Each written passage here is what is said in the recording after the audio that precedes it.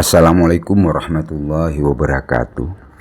Kali ini saya akan berbagi ya, dan juga paling tidak membuka pengetahuan mengenai Tosan Aji dengan para pencinta Tosan Aji dimanapun saja berada.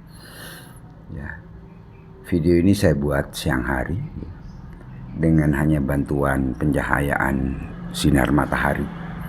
Ini kondisi awal saya tunjukkan sandangan pusaka ini ya. Jadi mulai dari handle-nya gaya khas Solo ya, terbuat dari bahan kayu yang berkualitas baik karena tenggelam kalau dimasukkan dalam air. Sandangannya Gayaman Solo.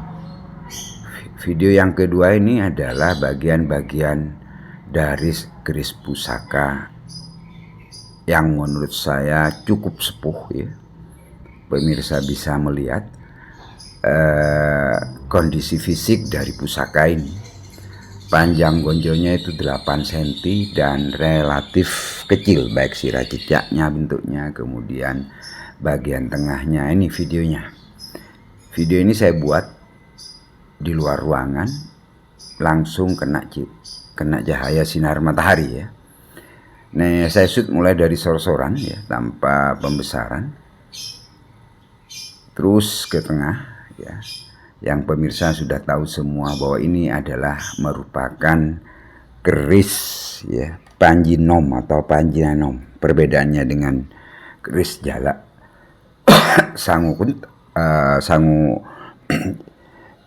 Jalak Sangu Tumpeng atau Jalak Sangu Tumpeng atau JSG ya. Jalak Sangu Tumpeng JST adalah terletak pada, jika pada Jalak Sangu Tumpeng itu adalah tidak memiliki gereneng, hanya mungkin tingil di belakang ya. Namun pada Jalak Panji Anom atau Panji Nom itu memiliki gereneng. Itu yang pertama, yang paling umum, yang banyak diketahui. Ricikan yang lainnya sama. Kemudian kondisi fisik dari keris pusaka ini kalau pemirsa amati, memang pada bagian sisi tajamnya sudah beberapa bagian yang terkelupas atau termakan usia. Namun kalau pemirsa lihat secara langsung, saat diting-ting, keris pusaka ini bunyinya tek tek tek tek. Itu menunjukkan bahwa keris pusaka ini terbuat dengan komposisi baja yang relatif banyak. Dan kondisi pamornya itu mumbul pada sekujur bilah. Artinya kalau dilihat secara detail dan dilakukan pengamatan perbesaran permukaan material dari pamor, itu lebih tinggi mumbul. Ini menunjukkan berarti kualitas dari pamornya itu lebih kuat ya. Walaupun sudah diwarangi ratusan tahun, puluhan generasi, kondisinya hari ini ternyata pamornya relatif utuh. Berarti kandungan pamornya ini lebih keras dari besi aji.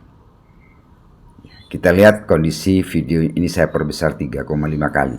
Ini kelihatan mulai dari gonjonya, terus bagian sor-soran kelihatan seluruh pamornya sebagian atas sebagian besar itu lebih mumbul ke permukaan dibandingkan besi ajinya. Inilah pamor-pamor dengan bahan meteorit yang menurut penelitian bahwa bahan meteorit itu mengandung unsur yang lebih keras dari besi dan baja, yaitu ada unsur titanium yang sangat sulit terkelupas walaupun diwarangi berulang-ulang. Kondisi terakhirnya seperti ini. Ini sogokannya sebagian ada yang sudah berlubang. Akhirnya kondisi seperti ini oleh Pak Kris dikatakan pemengkang jagat. Namun kalau ini sebenarnya bukan pemengkang jagat, karena tidak dari awal dibuat seperti itu, tapi karena kondisi fisik yang dilakukan karena kena korosi makanya berlubang. Nih kelihatan betul pamor-pamor seluruh birah mumbul, permukaan besi agak nyusut dalam, sehingga kalau kita rabaannya nyekrak. Dimensi ukuran keris pusaka ini, panjang peksinya sekitar 6,8 cm, panjang gonyonya 8 cm, panjang bilahnya 34 cm, kemudian bagian tengah dari gonjo dan sorsoran yang lurus dengan peksi itu sekitar 12 mm. Lebar separuh bilahnya ya lebih 2,3. Separuh panjang bilah 2,3 cm. Tebalnya yang unik ini, kalau di sorsoran itu 12-13 mm, maka di tengah separuh panjang bilah itu hanya 3 mm, tapi terlihat masih kokoh. Tuah dari keris pusaka ini ada pamor tiban ya, kesatria yang menatap ke depan. Tuah dari pamor ini dengan dapur Panji Nom, kemudian pamornya geng-geng kanyut full sampai ke gonjo-gonjonya pamornya,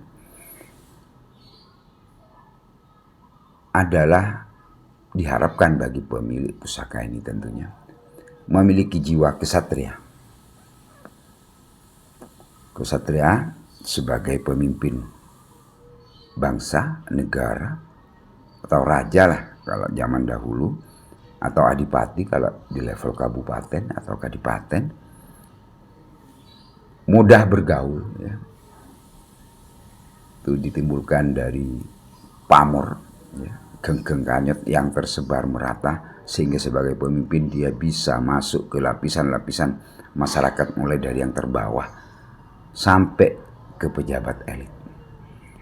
Kalau dia bicara berwibawa dan mudah merangkul lawan bicaranya, jadi mudah mempengaruhi, sehingga keris-keris pusaka seperti ini harus dihandle oleh pemimpin yang memang benar-benar memiliki hati nurani dan karakter mengayomi masyarakatnya, karena pengaruh tuah pusaka ini sangat besar untuk mempengaruhi lawan bicaranya, sehingga semua keinginannya tercapai. Sekian, wassalamualaikum warahmatullahi wabarakatuh.